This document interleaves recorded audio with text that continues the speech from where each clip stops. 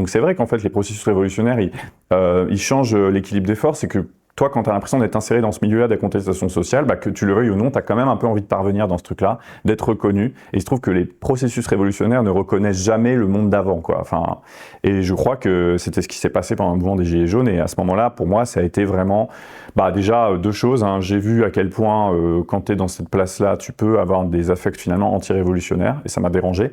Où tu vois, toute la gauche a réagi, tu vois, les militants parfaits, ils étaient là, mais non, ils n'ont pas compris, la taxe carbone, c'est anti-écologique. Enfin, il y a eu des expressions de mépris, qui n'étaient pas seulement des mépris de classe, c'était le mépris d'un milieu professionnel de la contestation vers des débutants de la contestation dont on disait que ça allait pas marcher. Et puis finalement, quel est le bilan ?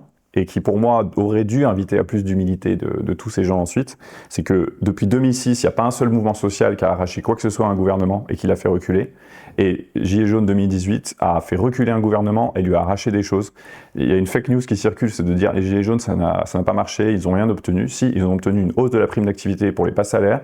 C'est pas du tout la révolution, mais ça a changé le quotidien de plein de gens. Donc c'est pas rien. Et le retrait de la taxe carbone, qui est un truc qui allait impacter, c'est éprouver les ménages les plus pauvres. Donc c'est pas rien non plus.